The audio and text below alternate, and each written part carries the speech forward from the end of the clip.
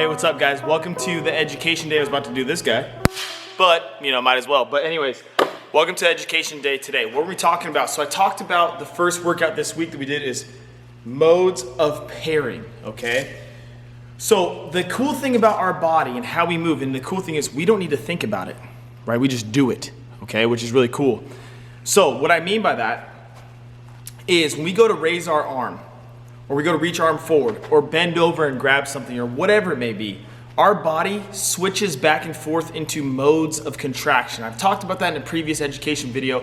You guys should check that out. But different types of modes of contraction. So what do I mean by that?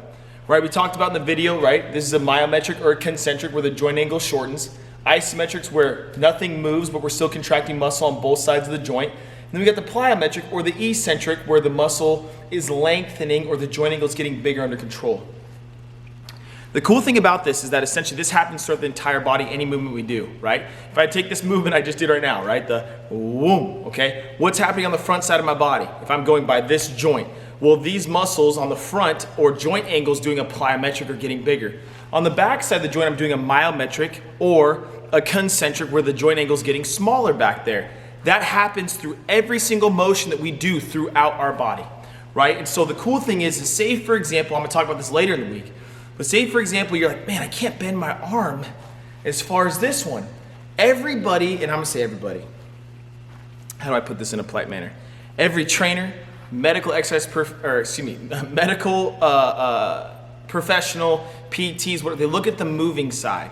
We only look at moving sides of things, right? How far, which isn't a bad thing, but if I can muscle action, if I can move, my arm's only this moving this far, and this moves this far, I'm like, well, I gotta get this one to move this far, right? So we always work on the side that we're working. So biceps, working biceps and so forth. Well, we can't forget the other half of the puzzle, right? Like being married, right? We always try, like I always say my better half, right? My better half, my wife, which not to say that she isn't, she is. She's a boss, right? So she's helped make me and mold me, along with help from someone else up above, mold me and shape me. And she's a boss, right? So anyways, if you guys like food, check out our cooking channel on Instagram. It's like a little cookbook. It's called Key Cooks. Q-U-I Cooks is the Instagram name. Really good recipes, very simple, really good. Anyways, I digress from that plug. But if I can only bend my elbow this far, right? But this one can bend all the way. Everybody looks at the front side, the bicep, right? The shoulder maybe, whatever it is. Well, what about the back side? What's happening on the back side of the body, right? So if I'm trying to get this muscle and I'm gonna group it together, your tricep, posterior delt, to help control that, we've gotta get it used to contracting, lengthening. It has to lengthen. So it's not just one side of the puzzle. That's why training in different types of modes or joint angles is crucial to keeping the health of your system. Because just like we go to driver's ed, which most of you in here haven't been to driver's ed in years. I know I haven't. We just drive the car. But in the beginning, we were learning how to turn the blinker on. If you had a manual, stick shift, clutch, all that kind of stuff, right? Blinker, check my mirrors. Are my mirrors set? I'm ready to go. Doing this all the time on a regular basis. But then once we get to a point to where we don't need to think about that anymore and we're a proficient driver, we never revisit the basics, right? I'm not saying that's a bad thing. We probably should revisit the basics. Should we check, okay, is my mirror in a good place? I just get in my car and drive. Is my mirror in a good place? Is everything good? Is my steering wheel where I want it? Is the height of my seat in a good place? Whatever it is. I think that I've become more aware of this since we have a family car now and how my wife gets in and it's set because she typically drives it mainly, or on the weekends I'll drive it. Drive the family around or whatnot. And I've got to readjust the seat, and I think that's kind of jogged my memory. But the same applies to training. Just because you've been training for so long, it doesn't mean you shouldn't go back to the basics of learning how to contract under control, whether it's a contraction myo or a contraction plyo. All of those are an important thing to focus on.